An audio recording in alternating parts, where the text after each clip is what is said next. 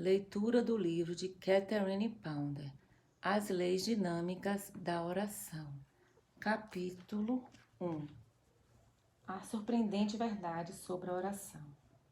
Certa vez, quando houve uma tempestade no mar, uma passageira aflita na imensa vastidão do oceano correu em direção ao capitão do navio e perguntou: "Essa tempestade é muito grave?" "É tão grave, madame, que somente a oração pode nos salvar." "Meu Deus!" arfou a mulher. "Chegamos a esse ponto?" A surpreendente verdade sobre a oração é que muitas pessoas têm medo dela. Elas preferem sucumbir nas tempestades da vida a orar para que seu caminho esteja livre delas. Por quê? Provavelmente por causa da absoluta ignorância a respeito da força mais fascinante do mundo. A oração é um poder tão fascinante que, uma vez que chama a sua atenção, não mais deixará você. Por causa dessa fascinação, o espírito da oração é mais facilmente captado do que ensinado. Uma vez que você percebeu esse poder, ele se torna uma pressão constante, demandando atenção e expressão na sua vida. Você pode ainda se tornar um viciado em oração, porque você perceberá que necessita do seu poder para obter vitórias verdadeiras. A oração sustenta, levanta e renova você como nada mais. A oração acalmará, satisfará e preencherá você completamente quando nada mais puder fazer isso. A surpreendente verdade sobre a oração é que, como ser espiritual, feito à imagem de Deus, somente um pouco inferior aos anjos, você tem poderes dinâmicos de oração dentro de você. Através do desenvolvimento desses poderes de oração, você renova seu corpo e mente, acalma as tempestades da vida diária e você pode ainda transformar completamente sua vida com um inesperado proveito. Uma verdade adicional surpreendente sobre a oração é que não há nada de complicado sobre ela. Há maneiras simples que você pode começar a empregar e aproveitar o poder da oração. Na verdade, há mais maneiras de orar do que você jamais imaginou. Cada uma delas é um deleite. A palavra dinâmica tem a mesma raiz que a palavra dinamite. Aquilo que é dinâmico é poderoso, cheio de força, cheio de energia e conduz a uma mudança. Aquilo que é dinâmico tende a dinamitar você para fora da sua rotina. Uma lei é um princípio que é funcional. A palavra lei também sugere um desejo de ordem na vida de uma pessoa. E a palavra oração significa comunhão com Deus e com a sua benevolência. Assim, as leis dinâmicas da oração são princípios dinâmicos que funcionam. Elas são leis mentais e espirituais poderosas, potentes e cheias de energia, e que conduzem a um grande melhoramento da sua vida, conforme ajudam você a conseguir obter união com Deus e com a bondade. Além disso, elas são mais facilmente contatadas e executadas do que muitas pessoas consideram. Emerson foi mais longe que isso e diz que nós já somos equipados com essas leis que se auto-executam. Em seu ensaio Leis Espirituais, ele declara: "A lição é forçosamente ensinada, que a nossa vida possa ser mais fácil e simples do que a tornamos, que o mundo possa ser um lugar mais feliz do que é, que não haja necessidade de brigas, convulsões, desespero e ranger de dentes, que nós erramos em criar nossos próprios males. Nós interferimos no otimismo da natureza. Nós somos equipados com leis que se auto-executam. Quão maravilhoso seria ter essa consciência divina facilitando as nossas vidas, que conforme fizéssemos contato com essas leis poderosas da mente e do espírito, elas pudessem se auto-executar." Como uma mulher de negócios saiu da rotina? Uma mulher de negócios percebeu que tinha caído em uma rotina tanto na sua vida pessoal quanto nos seus negócios. Apesar de estar muito atarefada, ela também estava aborrecida. Finalmente, ela conversou com a amiga sobre os seus problemas e ela lhe disse: "A oração é a única coisa que pode tirar você dessa rotina com a qual você está vivendo." A amiga então pedira que ela começasse a falar por 5 minutos todos os dias. "Por mim mesma não posso fazer isso, mas o Cristo dentro de mim pode realizar milagres na minha mente, corpo e negócios, aqui e agora." Dentro de uma semana, mudanças surpreendentes começaram a aparecer. Condições e relacionamentos antigos rapidamente se acabaram. Subitamente, novas portas se abriram em sua carreira, o que rapidamente a conduziu ainda a uma nova vida pessoal. Um poderoso milagre da oração tinha sido realizado. Você descobrirá como essa ocupada mulher de negócios, que desenvolver seus poderes dinâmicos de oração é a coisa mais importante que você pode fazer, independente da quantidade de compromissos que estiver para cumprir. Uma consciência de oração bem desenvolvida lhe conduzirá a tudo: paz mental, saúde corporal, sucesso nos seus negócios e felicidade completa. Orar é o pacote para o sucesso da sua vida. Um professor declarou uma vez: conforme eu desenvolvo meus poderes de oração, eu tenho feito a minha parte, porque qualquer outra coisa adicional na vida acontecerá. A oração é um instrumento supremo dado por Deus ao homem, que está ao alcance de todos. Não há nada de tolo ou complexo na oração dinâmica. A surpreendente verdade sobre a oração é que não há nada de complexo sobre ela. Essa é a experiência mais satisfatória para a alma que você pode ter. Ao invés de ser tola, ela se torna um processo excitante. A história da oração mostra que o homem sempre orou. Uma das primeiras coisas que o homem primitivo fez foi orar por comida e proteção. Até o homem primitivo percebeu a necessidade e a naturalidade de orar. Desde que o homem se tornou mais civilizado, decidiu que era muito sofisticado para orar. Desse modo, ele nomeou a oração como um processo misterioso e complexo. Completamente ao contrário da opinião popular, as pessoas nesse mundo que são realmente sofisticadas são aquelas que oram. Eles recebem ainda resultados mais sofisticados. Uma vez eu fui convidada para um jantar oferecido em clube exclusivo por uma viúva de um empresário de petróleo do Texas. A principal conversa do jantar era sobre como essa elegante mulher, que já viajou por todo o mundo, tinha recentemente vivenciado uma maravilhosa cura espiritual usando técnicas de oração definitivas.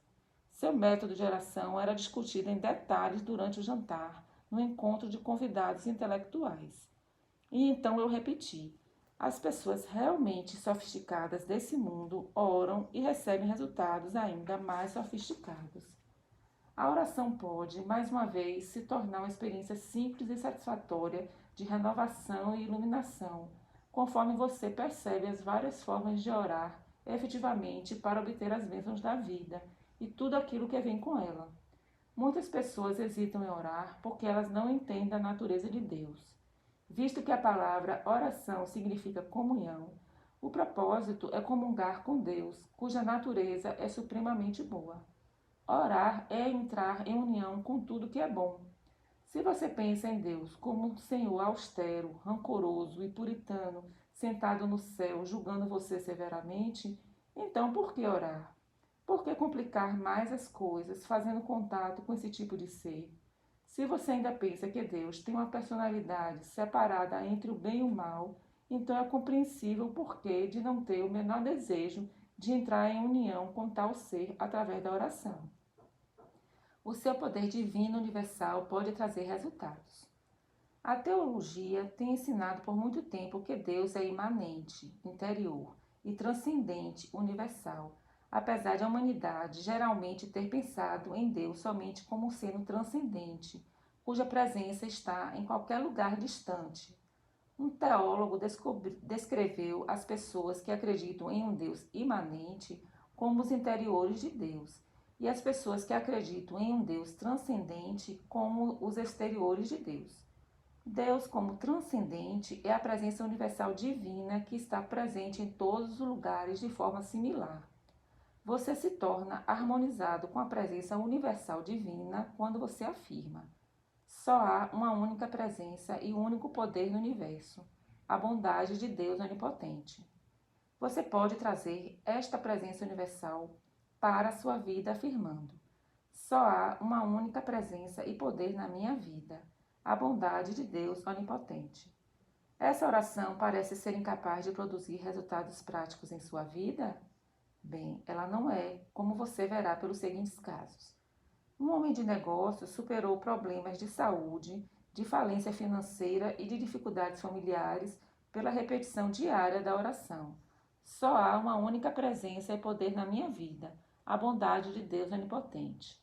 Na época em que ele começou a fazer esse ritual de oração, ele e sua esposa estavam doentes. Eles tinham gastado muito dinheiro em vários tratamentos, mas ainda padeciam do mal.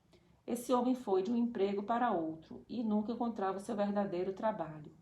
O filho único deles era um problema. Conforme esse homem começou a afirmar somente a bondade de Deus em sua vida, as coisas começaram a melhorar. Nada espetacular aconteceu, mas ele pôde ver que o Deus onipotente estava se tornando mais evidente. Isso o encorajou e fez com que ele pudesse perseverar no clamor das bênçãos divinas. Primeiro, a saúde da sua esposa melhorou. Em pouco tempo, ambos estavam em condições de abandonar o tratamento e os remédios caros que foram prescritos. Conforme ele continuava afirmando a bondade divina, lhe foi oferecido um tipo de trabalho que por muito tempo ele desejava. Mais tarde, ele pôde comprar seu próprio negócio, que era o seu sonho. Seus negócios prosperaram de forma como ele nunca poderia ter previsto. O filho dele se desenvolveu e encontrou um trabalho que o desafiava e o satisfazia. O rapaz mais tarde se casou e se estabeleceu de forma harmoniosa e com sucesso. Esse homem de negócios tem continuado a cumprir a sua afirmação de oração diariamente. Só há uma única presença e poder na minha vida, a bondade de Deus onipotente. Um famoso metafísico londrino que teve muito sucesso protegendo os homens na guerra fez o mesmo através da repetição da presença universal divina. Frequentemente ele dizia: não há nada além de Deus. A sua explicação para o seu sucesso na oração foi: em vez de orar pelo tratamento espiritual das pessoas, eu me tratei espiritualmente, isto é, eu tentei expulsar da minha própria mente as falsas ideias de Deus e do homem que têm estado impregnadas por anos de falso treinamento. Se eu puder manter a minha percepção de Deus clara, a pessoa é curada ou protegida instantaneamente.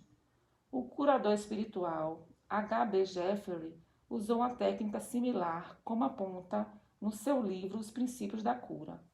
A oração de afirmação que ele sempre dava para aqueles que buscavam a cura era: eu vivo, me movimento e tenho minha existência em Deus, e Ele trabalha em mim para realizar a sua satisfação divina. A repetição sobre a natureza universal divina é o suficiente para curar doenças e resolver problemas. Uma escritora chamada Mary Austin desenvolveu um câncer e a ela foi dado mais um ano de vida. Ela escolheu ir para Roma gastar o seu tempo estudando os recentes documentos da cristandade. Ela ficou tão absorvida nos seus estudos que perdeu todo o medo do câncer. Um dia ela percebeu que o câncer havia desaparecido. A cura veio através dos seus estudos sobre a natureza divina e outros temas religiosos. Em outra ocorrência, uma pessoa foi curada após orar repetidamente. Não há nada além de Deus. O seu poder interior divino pode trazer resultados. Deus é também imanente ou interior em você. Essa é a natureza divina que Jesus tentou apontar em toda a humanidade. Foi a essa natureza espiritual interior que Paulo relatou como sendo a esperança de glória do homem. Colossenses 1:27. Jó descreveu isso como sendo o espírito no homem. Jó 32:8.